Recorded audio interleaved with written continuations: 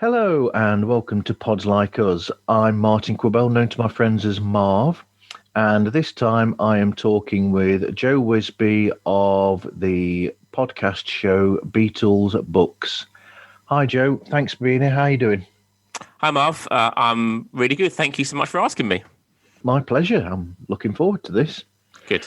Great. So, how were you first introduced to podcast? Well, I was thinking about this before we started talking, and I think it was when I changed jobs about 3 years ago, and my new job meant I could either get a bus or I had quite a long walk to work. And this was about 2016. So I decided to walk in every day, weather depending, and of course I needed some accompaniment for that walk. So rather than music, I decided to get into podcasts. So I kind of scoured through some of my interest, football, music, that kind of stuff, and picked out a few good ones. And since then, I've not looked back. Great. So, how did you go from that to deciding to start your own show? Well, it came out of during the lockdown, the first lockdown we had here in the UK, which was kind of March, April time. I noticed on Instagram that people would have whole accounts where they would just post vinyl or cassettes or key rings or something from like their collection, and fellow keyring enthusiasts or whatever would follow them and they would discuss it. So I realised that I had about 400 plus books about the Beatles. So I thought it might be a good idea to, just for something to do, essentially, to share that with people that were interested in the Beatles. So I started the Instagram account kind of start of May this year, and it built up far quicker than I thought. I didn't really do it for anyone other than me, but it turned out that people were interested in seeing the collection and discussing the books. And then that led on to publishers kind of getting in touch and saying, would you like copies of this book? As long as you feature it on your page, and you can then maybe put some sales links on there. So I was happy to receive, obviously, and some very kind offers of some free books from various different publishers. And then a few publishers suggested that there might be a gap in the kind of podcast market for someone to just talk to authors. And I was like, well, okay, yeah, maybe. I was quite flattered to have been thought of like that. By this point, I'd done a couple of interviews on other podcasts. I did the Fans on the Run podcast with our friend Ethan, and I'd appeared on the Two Legs podcast with Tom and Andy. And I felt quite comfortable kind of talking on there. So I thought, why not go forth and reach out to some people and see if there would be any interest in doing a podcast of my own. And luckily for me, there was. That's great. So, how did this Beatles collection start then, and what's your history with reading? Well, I'm an only child, so reading was always a big kind of escape for me. I didn't have dozens of brothers and sisters to kind of run around with. So I've always been a big reader. My mum always says that I used to have a book in every room. So I'd have like a dining room book, a living room book, a bathroom book. And when I went into that room, I would pick up the book and read it. So when I got into the Beatles, which was when I was about 8, I saw Help for the first time, and kind of the music got into my heart then. And then my kind of natural step was to go, after I've been into the record shop to obviously buy the music, my next kind of step was to go into the bookshop and see if there were any books about the Beatles. And as we both know, there certainly are. So yeah, my dad kind of took me into the bookshop and found a nice kind of easy entry level book about the Beatles when I was about 9 or 10.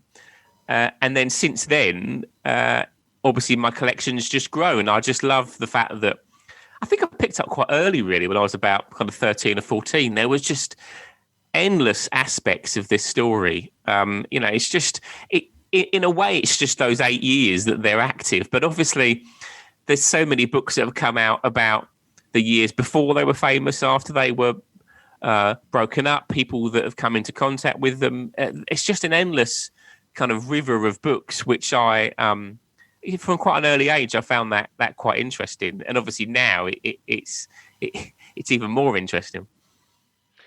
Yeah, I was mentioning to Ed Chen on another show that an interesting thing is because of the fact that the Beatles weren't just about music, their influence spread across so many other things like art and politics, and because they were quite literally a huge social pop culture icon, really. Yeah, yeah. There's just never there's just so many different aspects to them, that you can, I suppose you could say the same about maybe Dylan or Bowie, but with the Beatles, I think there's just so many different ways into the Beatles and things about the Beatles that are endlessly kind of fascinating. People that just came into contact with them, or people that came into contact with them when they were solo, producers. There's, you listen to podcasts or interviews about people that have just met Paul, say. Maybe they just had one afternoon with Paul in a studio or in any kind of setting where they had a little bit of contact with him. And there's always an interest to that story. There's always a little nugget of something that he said or something that he did, or people that saw the Beatles live, or that that there's always a great kind of story around that, which I don't think you get certainly with many other artists, music artists. I think there's something about the Beatles that just seems to resonate, and just there's always just this fascination with them. Maybe it's because they weren't around for that long. They didn't play, in the grand scheme of things, many live shows. They didn't release that many albums. But yeah, there's a certain fascination to the aspect of the story, and the books obviously are a kind of manifestation of that, because I like I was saying, I just love all the different angles that all these different books kind of approach the Beatles with. Yeah, they definitely look at different areas of the group. So you will have books that are basically about this is how they came together, this is how they were signed, this is that, basically facts, or perceived facts in some cases. Yeah. And you'll also have the ones that try to delve deep into the relationships and things like that. And then you'll have things where, like you said, it might be somebody who's met with them and they write a book about their meetings with the people, like I don't know. So yeah, and then you have people that look at areas of their lives, like the latest Ken Womack, or the Ken Womack book, where he's talking about the last year or so or the last few years of John Lennon leading up to Double Fantasy. So, it's so, there's so much there for such a short period. I mean, especially for John. Yeah. But saying that, for the amount of time that they were together as a group, they did so much in those years that it's incredible that you think about the turnaround with albums that they come out with 2 a year, some for the first couple of years or so, and then all the singles were separate to the album, so they've got to write all those songs, record all those songs, go on tour, do all these concerts, sometimes 2 a day. It's amazing. It's in a way, it's not surprising that they stopped touring when you look at those books, like the Mark Lewison books and others that will say what they were doing every day. There's not a lot of time off. There's not a lot of holiday in there. I don't know if that's partly because I think they knew they were, especially John and Paul. I think they knew they were kind of on a roll. I think they realised this was working, so maybe they didn't want to stop. But yeah, you can understand why they decided to, obviously the fact that the concerts weren't really being listened to, certainly by kind of 65, 66, that would have played into that as well. But it's relentless. And, and then, of course, they do the thing when they stop. Just an example, they stopped touring in 66. What do? John makes a film. Yeah. Paul makes a soundtrack album. George goes and holidays, I suppose you could say, in India maybe, but even then he's learning sitar. He's building up knowledge of something. And Ringo's Ringo. So even when they decided to kind of stop, they didn't stop. They went on to other projects. The stuff that John and Yoko do in like 69, 70, 71 it's relentless. They're constantly giving interviews and films and recording stuff for both of their albums. It's the work rate is something to be admired, I think, especially looking from these days when you'll get an album every 3 years from a band, maybe. It's a whole different world.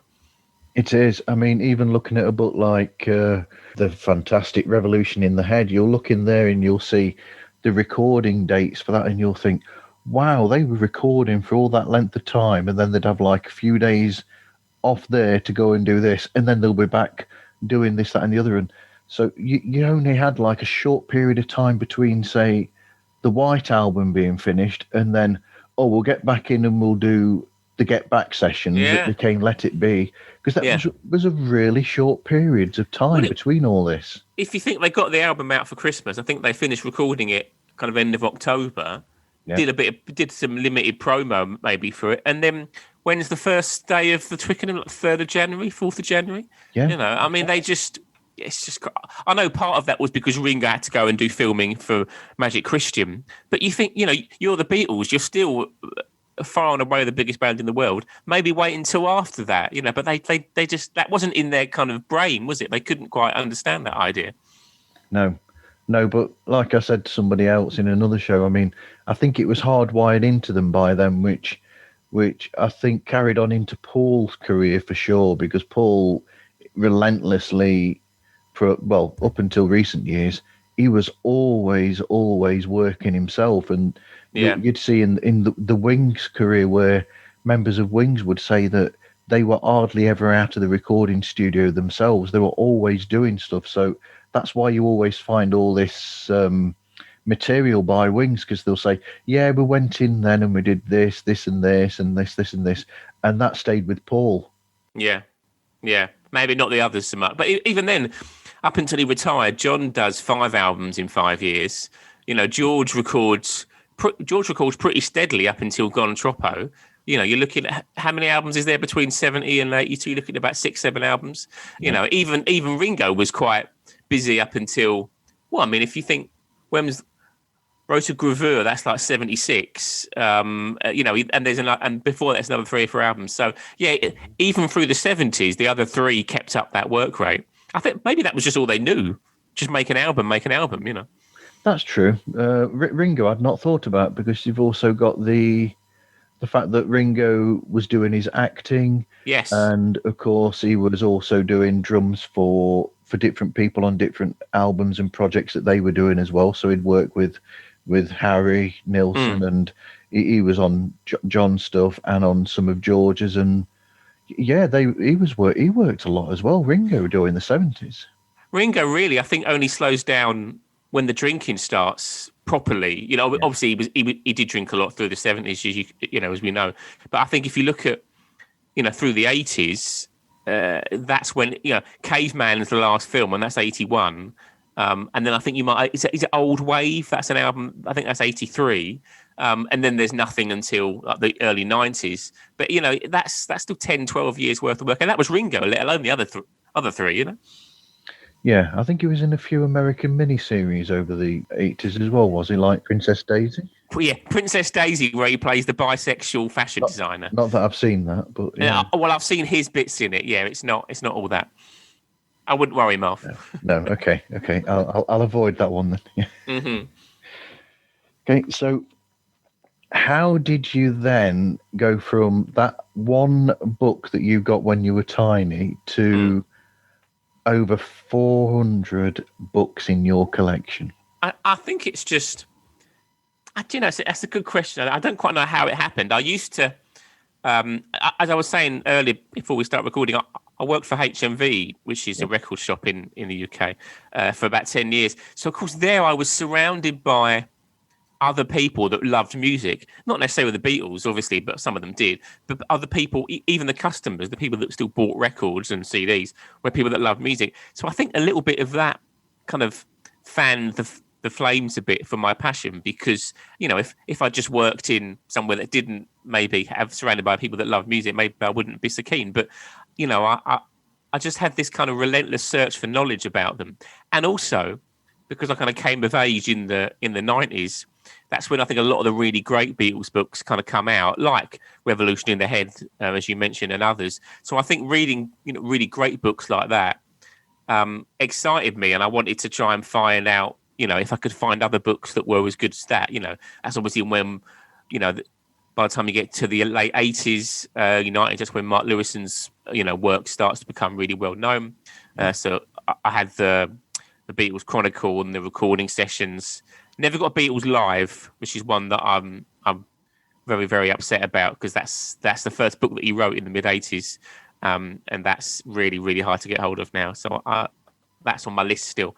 But I think, the fact that there were really great quality Beatle books that were around, that just made me want to find more. And this is really, if you think about it, this is sort of pre-internet when I was first getting into them, mid-90s. So there wasn't a lot of other ways to find out about them. I could go into the library and I would read books that my local library had about the Beatles, and obviously then I wanted to buy them. So I think maybe if I was 10 now, maybe the collection wouldn't be so big in 20 years' time because of the internet. But that was the way. I remember I had a copy of I don't got anymore, the Beatles Encyclopedia by Bill Harry, which had this kind of white. I don't know if you can get it anymore. It's not. I think it's in print now. Had a kind of a white album-esque kind of cover, and it was a really thick book. It was really interesting, and it had lots of information about a lot of things relating to the Beatles, and that was quite a landmark book for me. But I haven't got it anymore. But yeah, it probably came out about 91, 92, I think. So it was just a way of finding out information. I loved this music that I would be able to hear, and I wanted to, rather than just settle with the music. The books were a good way to kind of find out more. And then once I got into my 20s, and I started earning money, it was just a way to, satisfy my curiosity still. And I haven't, and obviously, as we know, I haven't stopped since then. No, indeed. No. So what would you say then are standout books to you then about the Beatles? I think the Hunter Davies book is still a book that should be on every Beatle lover's shelf. Obviously, it's got its faults, and it's quite kind of sanitized in some ways, and I don't think the Beatles particularly liked it. But it's still the only official biography ever. I think there's some worth in that, and I think it captures them. As they were kind of happening, which I think is really kind of exciting. I think that comes across in the book. Revolution in the Head, that's an essential one. It's got a little bit. I think recently some of the opinion of it started to kind of go down a bit. People get a bit upset about the author's opinion on certain songs, but it is just that. It's an opinion. You're not always going to agree with it. It's one of the first books that kind of casts Paul in a positive light, which he didn't get a lot through the 80s, early 90s. Obviously, the Mark Lewison books, they go without saying that they're wonderful. Hopefully, Volume 2 of Tune In will appear in a couple of years. We'll have to wait and see. I think I really like from the kind of all those kind of insiders books that have come out. The Tony Bramwell book is really interesting. I think that's a really good one. You got the Jeff Emerick book. That's another. Even though that's been again, that's one that's looked back on with a little bit of disdain, as it some of the views in that are a little bit negative about George, but I still think it's a really cracking read. That I could go on, Marv. I could be here all night talking about how great they are. Absolutely. So, what would you say is your favourite Beatles album then? My favourite Beatles album is Hard Day's Night. Yep. Because I'm number one. Actually, I just love the film. The film was. I still think through this year where we've had so much for different reasons, trouble and strife and stuff. Hard Day's Night is a wonderful escape for anyone. There's just so much joy and happiness in that film. It's wonderful. And I think the album is a really great reflection of that. Hard Day's Night is just to make music to make you feel happy. And I think there's not enough of that around anymore. That became quite unfashionable quite quickly through the 60s. And it's just completely, it's just full of so much energy and youth, isn't it? They're young, they've got their whole career ahead of them. They're just on the buzz of conquering America. That opening chord of Hard Day's Night is still the kind of most exciting thing going. But I think a close second would be Rubber Soul. Yeah. I think that's where the kind of innovation starts to kick in, and but you've still got that strong songwriting and energy, which I think some of the later albums. I think now, I think I kind of listen to White Album and Abbey Road and even Sgt. Pepper less than I listened to those early ones. Maybe that'll change as I get older, or what. When I was in my 20s, I loved the later ones more. Now that I'm in my 30s, I think I seem to go back to the earlier ones more. But that's part of the fun, isn't it? There's a Beatles album for every kind of mood. Yeah, I think that. I mean, I've not thought about it before, but talking to you, it's made me think. Even as I've listened to the Beatles since I was born. But what you've just said, basically, it's almost like with A Hard Day's Night, they've still got the energy from when they first started. That is still there, and you can see that in there. But that's mixed with the fact that they're already moving with their music and they're already looking into different areas, even in A Hard Day's Night. But they've got that energy there that's mixed with that experimentalism and that exploring that they're doing of the musical world. That's just like you say, they've just started. The first two albums, really, Please Please Me and With the Beatles, they're just kind of collections of songs.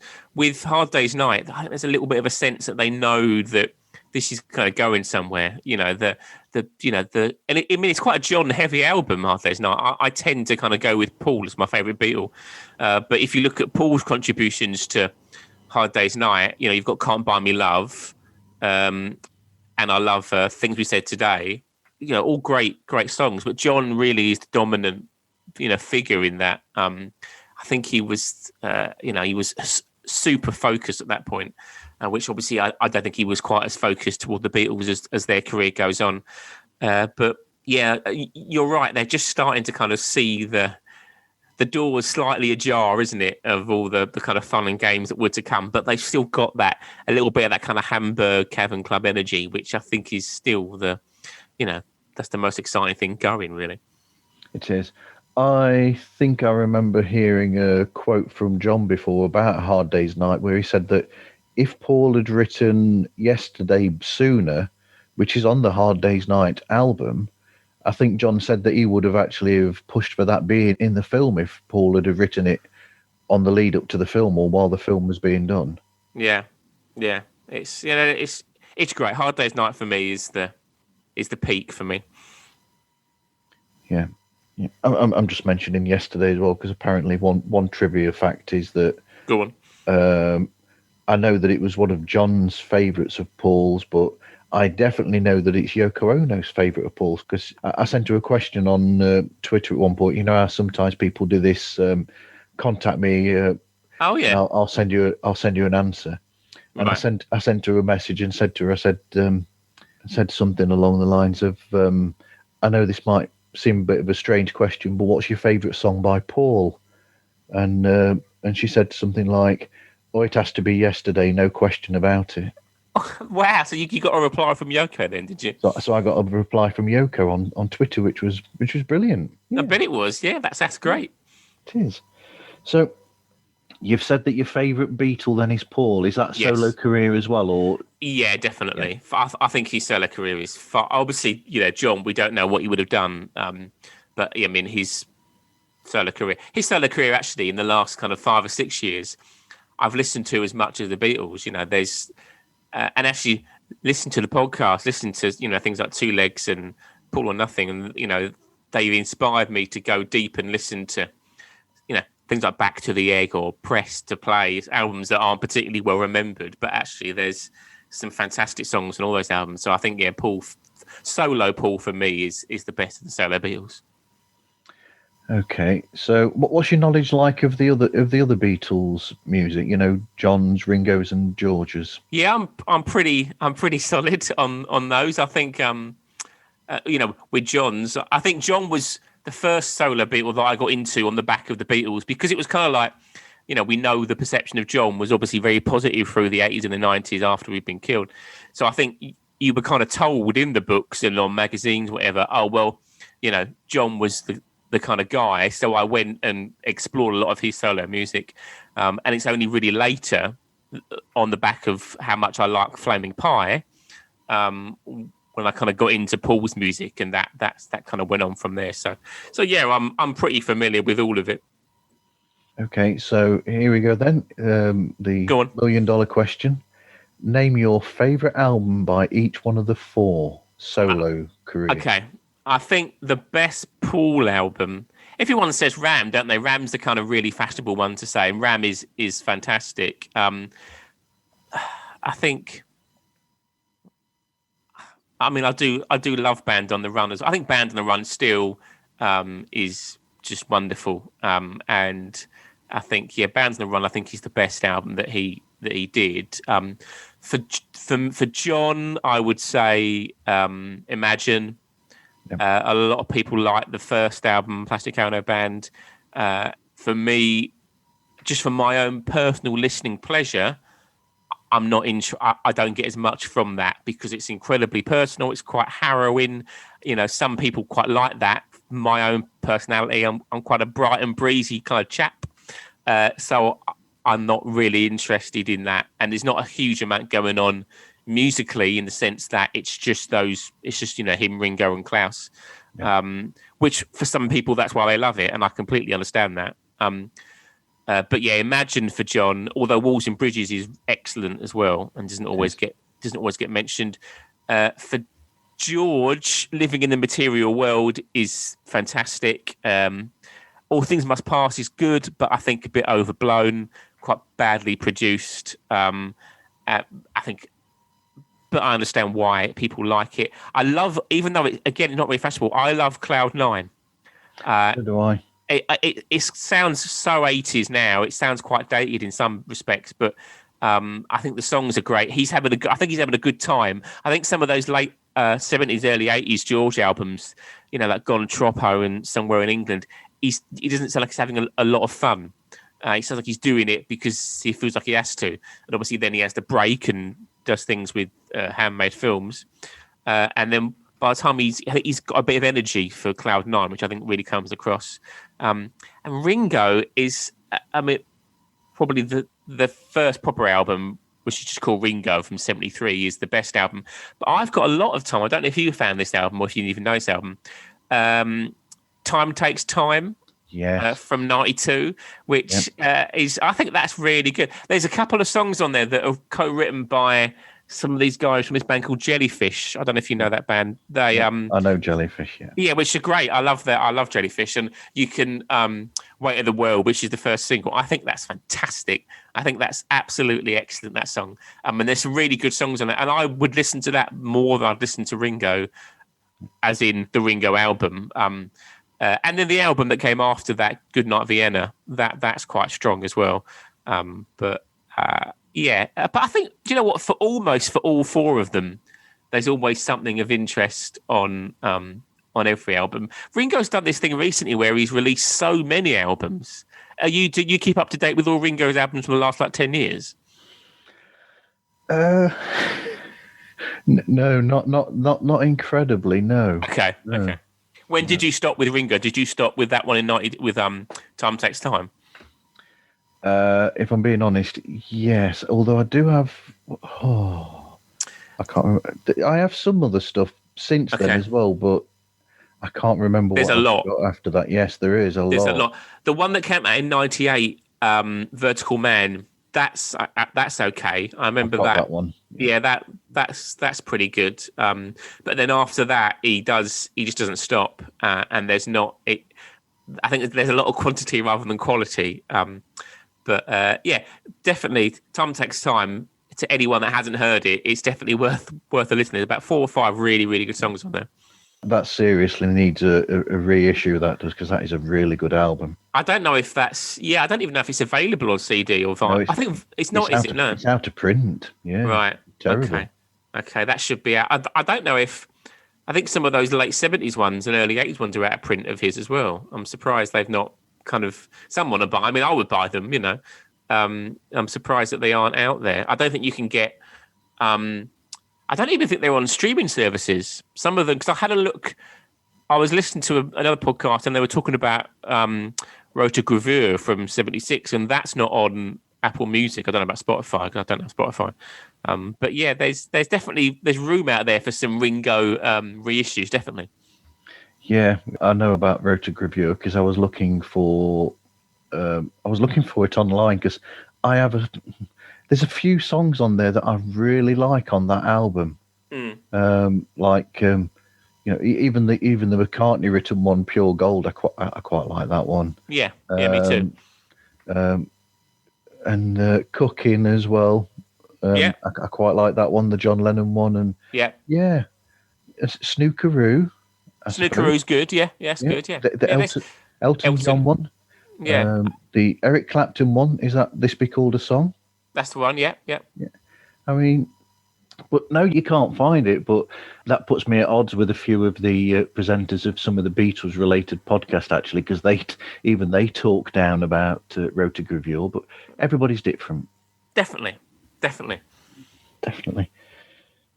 So let's go back to your show then. Okay. Is it all about just talking to the authors of Beatles books?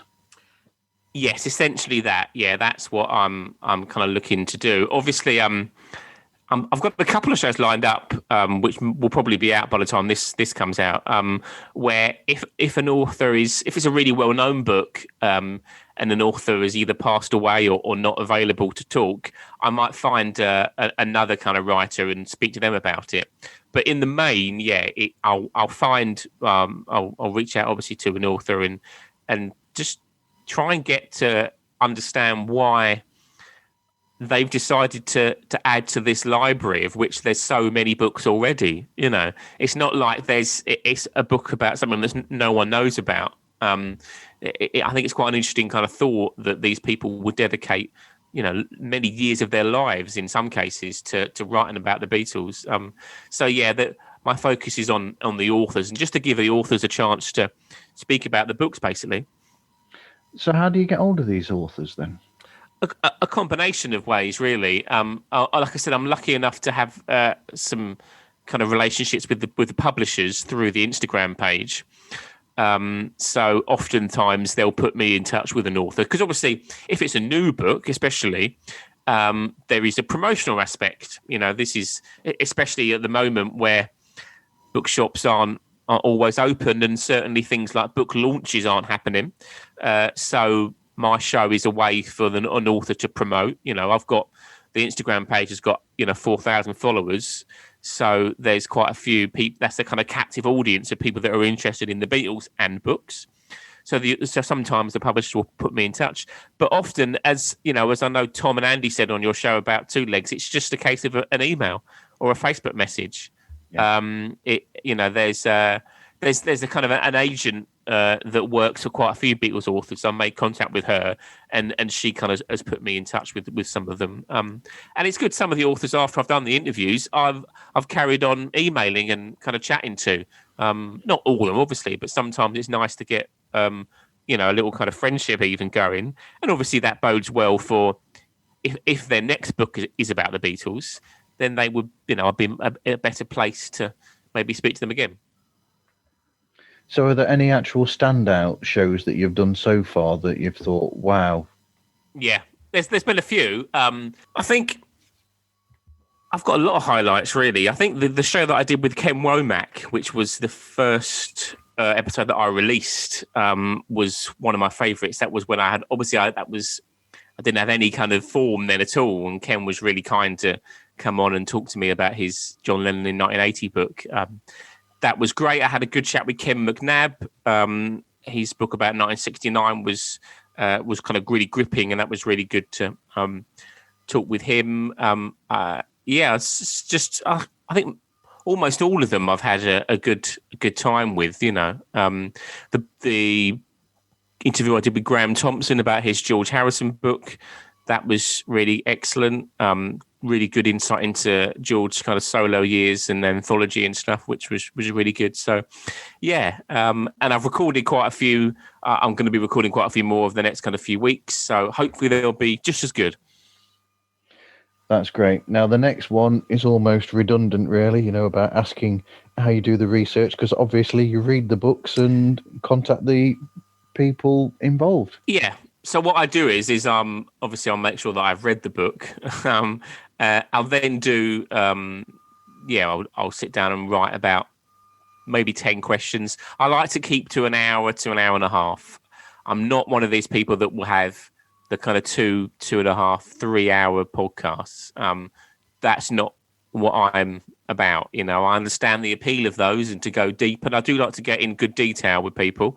But I like to keep it to an hour and a half. So I'll keep those questions to be, insightful rather than just, many. And send that over to them about a week or so before and see what they think. And then if they like it, then they'll say yes. If they don't like it, or no, I don't want to answer that, etc., which doesn't happen that often, then obviously I'll change the questions. Okay, so do you have a actual set structure that you follow of questions and the way that the show goes? Not really. I always start the standard first question is, as I was saying earlier, what inspired you to kind of put a lot of time and effort into doing this, because there are so many out there already. And then I tend to just kind of go through, if it's a chronological story, to start at the beginning and end at the end, and then see where the kind of questions take me. But obviously I like to cover. You can't cover everything in a book, especially if it's a big book. So I just read. Sometimes I'll do an interview about a book that isn't solely about the Beatles. So, for instance, I spoke to an author called Oliver Crask, who's written a book about Ravi Shankar. Yeah.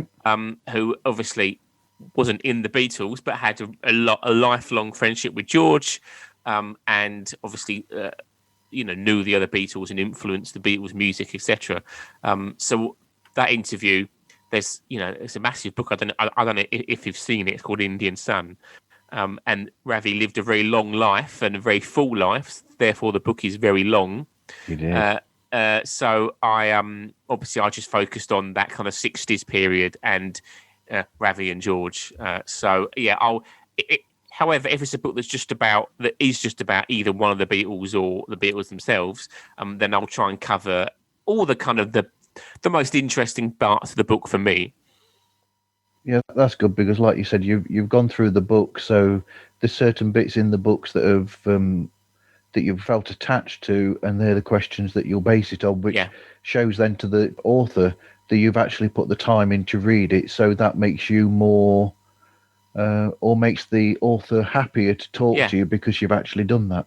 Whenever I approach them, I'll always try and mention in the initial message or email something about the book that I like. I probably wouldn't do an interview with an author that wrote a book that I didn't like, even if I didn't love it. If there was something of worth in the book, because I think that would probably come across in the interview. I did have an opportunity to interview an author, obviously I won't say who, that has written a book relatively recently that I didn't have any time for, and I didn't pursue that opportunity because it wouldn't be fair on them. There were many people that probably do like that book that do interviews, so I'll leave it to them to speak to them.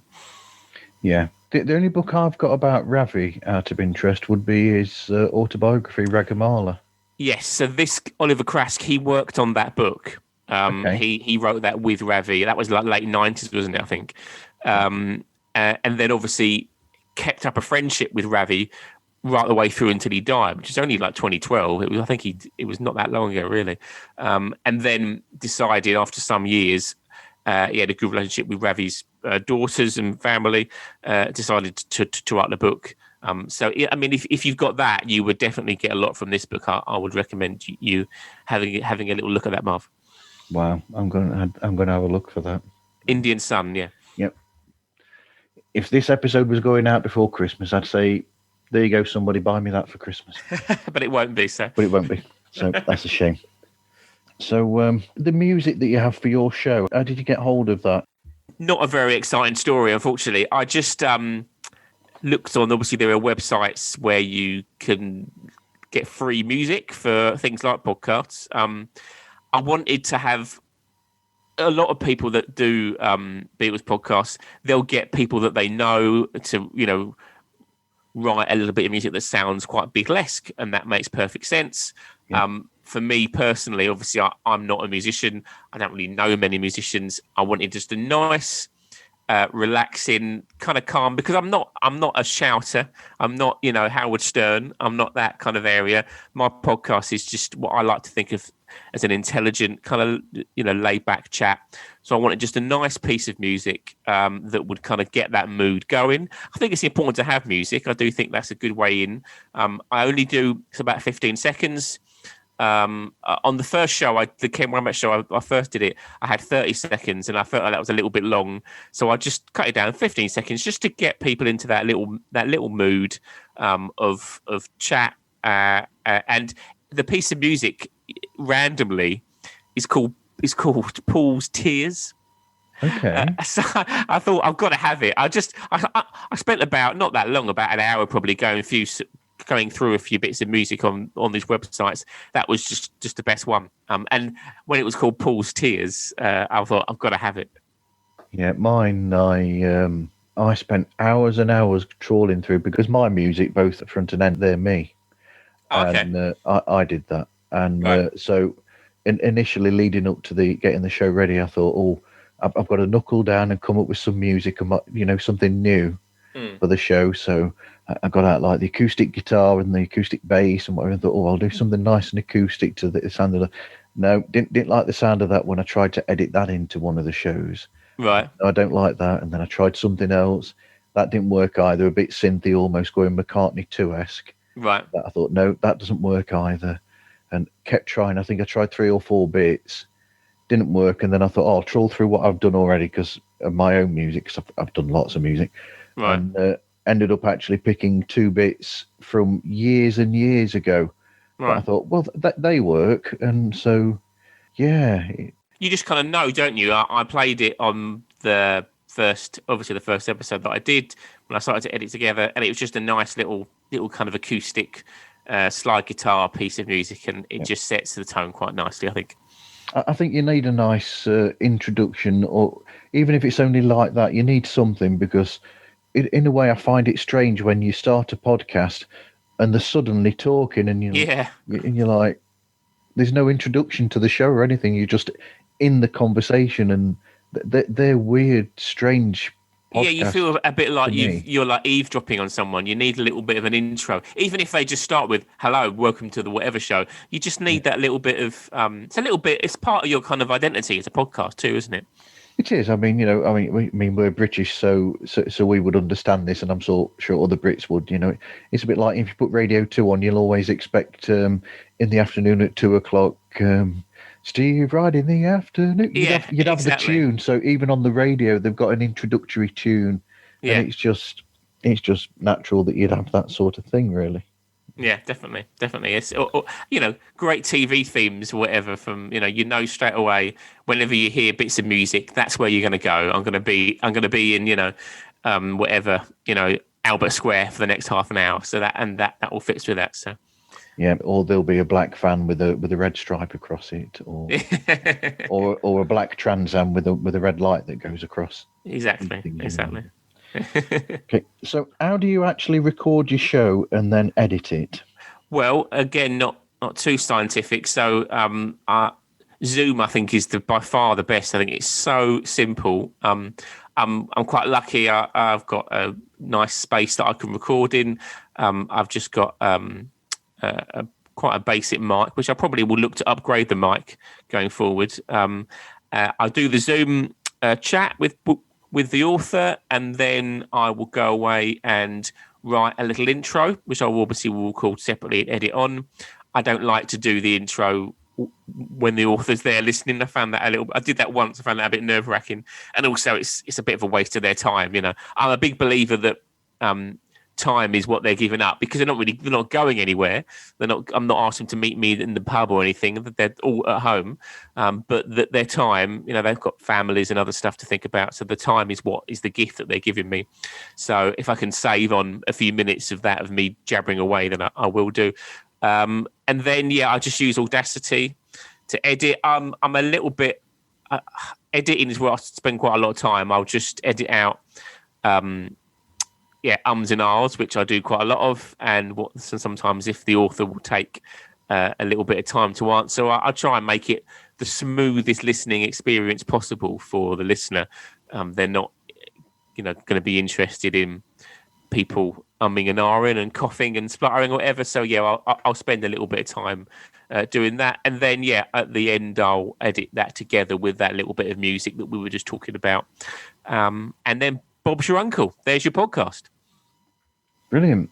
Yeah, when I do my editing, I edit out a lot of ums, ahs, and ers, and that, but some of them I do leave in because it just feels natural. Sometimes in a conversation, people will do that, but it's strange because you don't think about it until you do a podcast, and then the first time that you listen to yourself on a podcast, or you listen to it when you're editing it, you think, God, do I really and ah and as much as that? It actually makes you kind of, talking about radio, actually, it makes you appreciate how great any DJ is for an event that can do a show for any length of time. If you listen to Radio 2 or whatever, you don't get Ken Bruce umming and ahhing, obviously, because they've been doing it for years, but it's testament to that skill that they can talk unaccompanied and smoothly for hours on end sometimes to obviously millions of listeners. So props to Ken Bruce and the like. Absolutely. You know what question I've not asked you, Joe, is what other music are you into? I'm a firm pop kind of fan, Marv. I go for classic pop, things like ABBA and Prince, Bee Gees. I love all that. I love a lot of modern pop, people like Taylor Swift. I love her. I love her last album. It's really good. I kind of came of age in the Britpop era, so I do go for some of those Britpop bands like Suede and Blur and Supergrass, etc. Oasis, obviously. But I think as I've got older, I've got into pop more. Really, I'd rather listen to like Madonna than some indie band from the middle of nowhere, whatever. I'm a firm pop kind of guy, but I do like.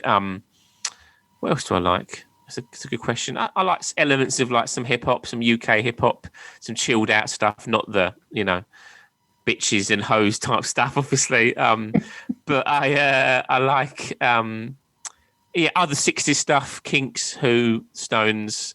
I love a lot of Motown girl groups, Ronettes and Shangri-Las and all that kind of stuff. Scott Walker, I'm a big Scott Walker. Not the kind of experimental Scott Walker so much, that kind of 80s and 90s, but the albums that he made for Philips after he broke with the Walker Brothers, Scott 1 to 4. I love those albums. That's just a little taste of the kind of stuff that I listen to outside the Beatles, but I'll always go back to the Beatles in the end. Yeah, I've not heard the most recent Taylor Swift album, but it's great. That's an interesting one because much like, someone that we're fans of, Paul McCartney, it is apparently a product that's basically been created because of the situation that we find ourselves in with the lockdown for COVID-19. Yes, yeah. It's all, obviously there's other people that she can work with remotely, but it's quite an acoustic kind of sounding album. It's called Folklore. I definitely recommend it. It's a really nice listen. So does it harken back to when she first started as an artist then, because it's got that like acoustic feel to it? Yeah, it's not quite as kind of country as those first few albums that she did. There's elements of country in it. There's more elements of country in this album than in the last two or three that have been much more pop sounding, as you know. But no, I really like it. It's got kind of a like an acoustic singer-songwritery type feel to it, which I think's it's lovely. It's got some really, really strong songs on. Okay, we're going to date this this podcast now, so when you're listening to it, it's a long time after it's recorded. We are talking before Paul McCartney's McCartney 3 album comes out. So We are. what do you think about the lead up to McCartney 3? Yeah, I think it's been quite heavily promoted already. I'm not sure about all these different versions that have come out, or that will be coming out, rather. I think that doesn't look great. I think that's all a little bit silly, if I'm honest with you. But in 10, 15 years' time, that won't be remembered. What will be remembered is what is on the album, what the music is like. So I don't worry about that too much. No. But yeah, I think it's a really interesting. It's very Paul to do an album in lockdown. He's got nothing. He can't tour, so what's left he can just record. So I think it's and also it's a nice trilogy, isn't it? We've had 1 and 2. Obviously, there's been 40 years between 2 and this one. But no, it's a nice way to round off that particular trilogy, I think. Although, other than Little Bits by Youth, basically Electric Arguments was McCartney 3. Yeah, that's true. That is true. But as you say, because Youth is involved, you can't quite call it a solo effort. But that's a great album. I was just only recently. That's a great album. That's an interesting, like you say. And that, when was that? 2008. So that was roughly kind of on the 10-year cycle, but not quite. Not quite. Yep. But I don't think, after reading a few of the reviews, I don't think we've got anything to worry about the content either. No, I think it'll be, because I'm not a massive fan of Egypt Station. No, I didn't connect with that at all. That's probably one of my least favourite of anything he's ever done, actually. I thought New was good, not great, but I love Chaos and Creation, and I love Memory Almost Full. So do I. I think they're both wonderful.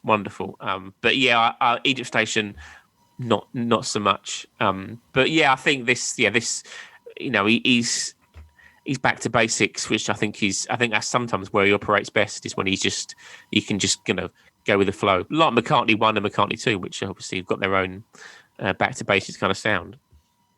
Yeah, I think the other thing that I'm looking forward to with McCartney 3, from what I gather from Ken's review and a couple of other reviews I've read, is the fact that, like you said, it's just him on his own at home, and it's like he's just putting out the songs. Like with McCartney 1 and 2, there was no intention behind them, allegedly. No. Yeah, and it was just for him. So, and normally when he does things like that, there are intriguing little bits about it, and it's not sweated over as much. Almost like latter end Beatles, where, like on the White Album, you'll have songs where he'll just do them, and there's no real sweating over the songs that's gone on, and it makes them more interesting in some ways. Yeah, definitely. So yeah, I'm very excited to give it a good sit down, a good listen. Yeah, and it'll be nice to listen to some of the bits that he's been recording over the because a lot of the recording was done based on things that he'd put down on his iPhone. Apparently so, yeah. I think there's a few tracks from a few years ago that he's kind of resurrected, isn't there? But I think, it'd be a nice Christmas listen, hopefully. Yeah, I mean, I'm looking forward to the follow-up. Paul McCartney does GarageBand. That'll be brilliant. Who knows? Everything's recorded on GarageBand. Who knows? Yeah. Okay, thank you, Joe. So, what other podcasts do you listen to? Well, the Beatles. I'll have to mention some of the other Beatles ones. Obviously, I listen religiously to a lot of the Beatles podcasts. I love the Nothing Is Real podcast and I'm the Egg Pod. Obviously, you've got Sam and Anthony doing their John and Paul shows, which are great as well. Obviously, Paul or Nothing and Glass Onion, by the way, for those listening. Yep. That's the one. Yeah. I think obviously the guys that do the Two Legs podcast have been so supportive and so kind, and it's just a lovely warmth to that show. I think that's a wonderful, wonderful podcast. So yeah, Two Legs is great. Outside of another, a lot of the Beatles podcasts are good. There's not many that you kind of tend to avoid. I like outside of the Beatles. I've got I really like the Full Disclosure with James O'Brien podcast, which is like an interview show that James O'Brien's does the kind of daytime radio. So I like his podcast. I'm going to have a little scroll through now what I've subscribed to so I can keep up with you. I've got to give a mention to Fans on the Run with Ethan. I think that's a really great little show. I'm a big football fan, so I'll follow Football Weekly, The Guardian Football Weekly, and the Totally Football Show. They're my two kind of go-tos for football. But there's a really good one called Ness and Dormer, which is all about 80s and 90s football, which is worth a listen. Louis Theroux does a really good podcast called Grounded, where Louis Theroux just speaks to interesting people for about an hour. He's obviously a very good interviewer. Do you know the podcast Reply All? No, I don't know that one. No. So it's like I came across it relatively recently because of one episode. So it's basically it's American. It's these guys. It's sort of about kind of the internet and lots of different things that come from growing out of the internet. But there's one particular episode that I'll briefly tell you about now called The Missing Hit. Okay. And the guys that do it, they're about my kind of age, a little bit older. They're kind of late 30s, early 40s. And one of them, he knew someone that in like the late 90s, he really remembered hearing this particular song on the radio a lot, that kind of 98, 99 kind of time. And he always really liked it. And then it kind of came back to him probably maybe last year. So about 20 years. He's like, I wonder what that song is. So, of course, what do you do if you can't remember what a song's called? You go onto the internet, you type in the lyrics, Bob's Your Uncle, there's the song.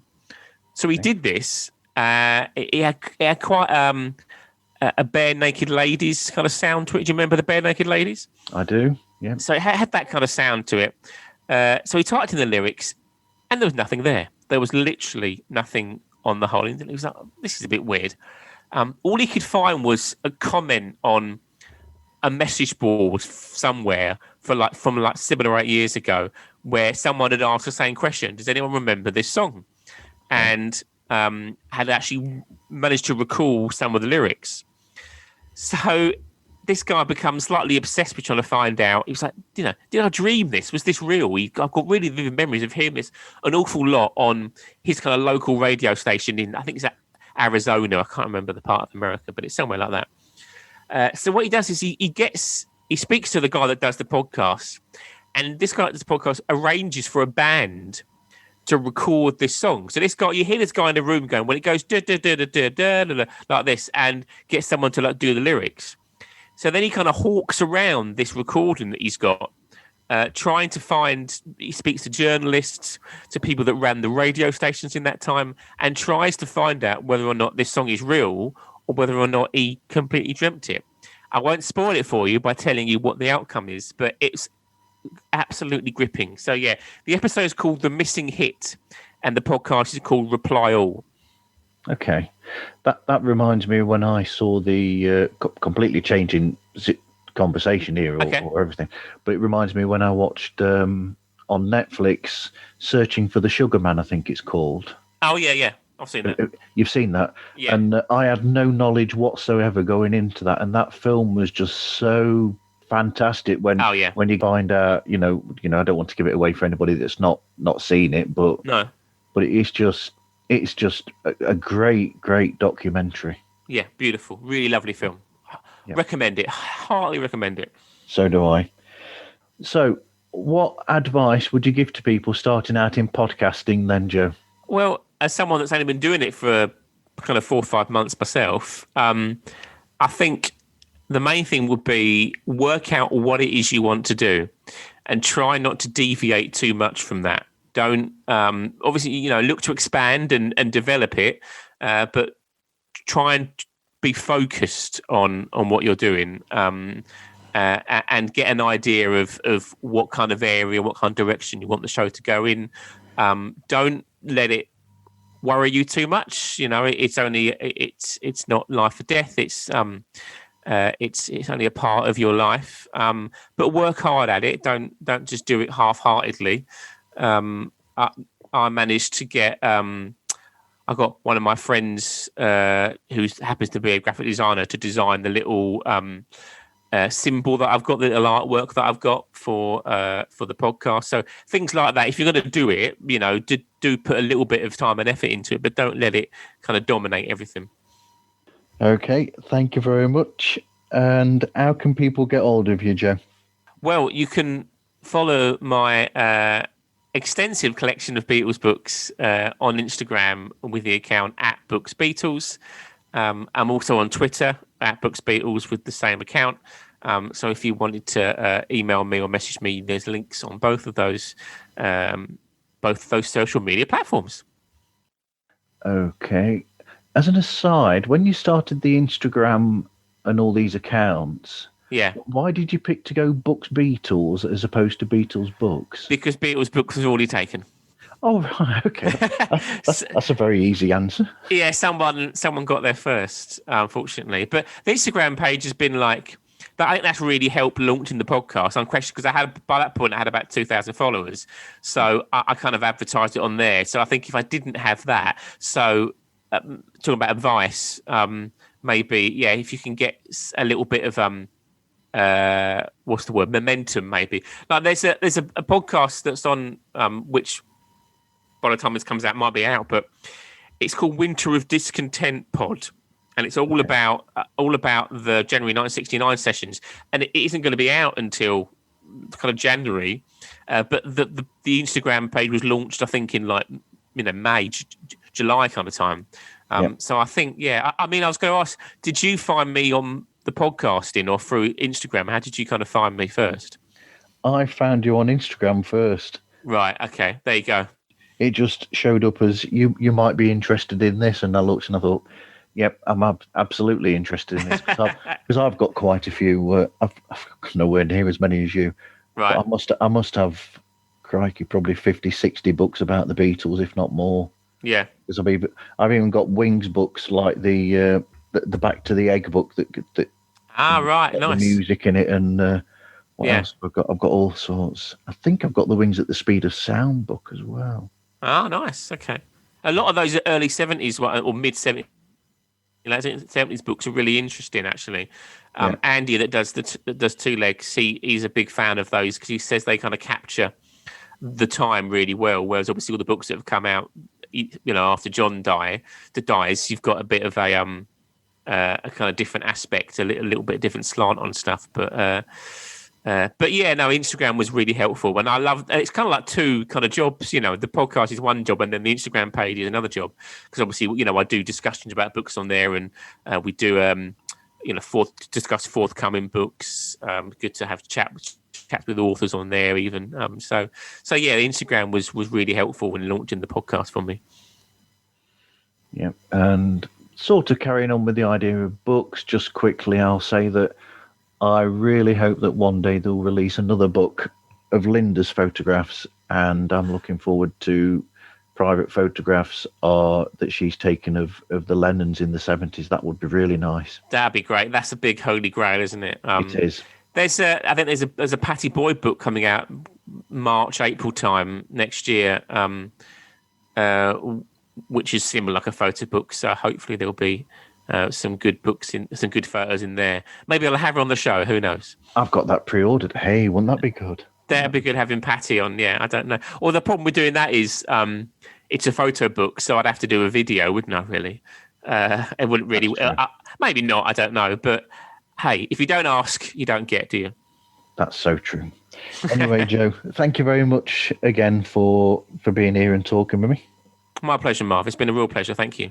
Thank you very much. And thank you, everybody, for listening, and hope you listen again to Pods Like Us.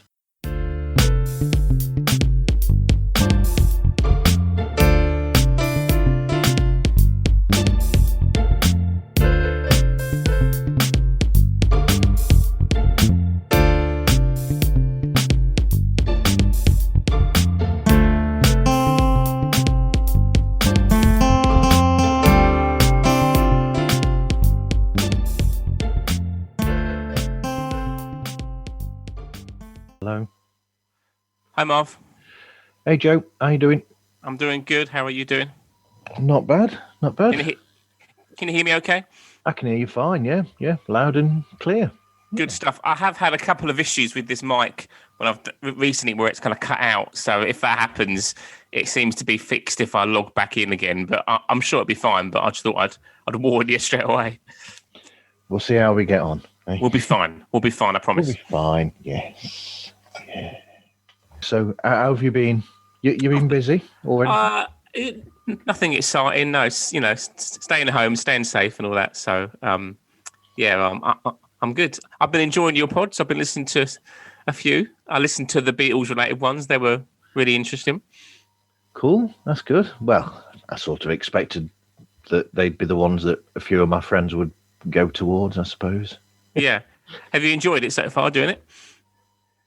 Yeah, it's got better. Oh, really? Yeah. What at first was it that you found was it not what you thought it'd be, or just nerves and trying to get used to it and trying to make it flow. Yeah. Well, the ones that I heard were great. So you've got now to worry about. I promise. That's good to know, and it's good to be able to speak to somebody who's actually a Brit. Yeah, it's not. It's actually thinking about. I'm sure we'll talk about this, but in the Beatles podcast, I think there's probably more American than there is UK. Maybe I'm not sure. Yeah, I've noticed that. Yeah, although it was good to have a talk with Anthony. Yes, yeah, he's an interesting guy. Yeah, yes, and so is Sam as well. Yeah. Sam's a bit more wild, and he's young, isn't he? He's young and foolish. That's true, but that makes his show all the more interesting, I think. Definitely. Because that youth shines through in the show and how he approaches it. Yeah, definitely, I agree. I remember once, we couldn't. Me and someone else were trying to set the alarm at the end of the day, and it just wouldn't set. And obviously, we couldn't leave the site until it was set. Yeah. So we had to, and the guy that we phoned up was at his brother's wedding or something. It was some random excuse like that. So you had to get someone else. It was just So we were there for about 2 hours, but we had we just played some music and chilled out. But luckily, we didn't have to be anywhere. I think the longest we've had was because I'd done a day shift, which was a rarity. I've not done days for a long time, okay. And I was handing over to somebody, and as I was doing the handover, a phone call came through, and I thought, "Phew, at least I've not got to go and do this one." Right. And so I sent him there, and this was at 5:00, and he was waiting for an alarm engineer, and left the site at 2:30 in the morning. Wow! I bet he was pleased. And that was 9.5 hours at. And obviously we charge for our people waiting as well. So there you go. Yeah. That client will not have liked that invoice. I'm not surprised. 9.5 hours of waiting. Yeah. That's a long time. That's a whole day, basically. That's a whole it's more than a working day, Well, he still had 2.5 hours left to do his 50 jobs that he had on his list. I suppose so. Blimey. Anyway.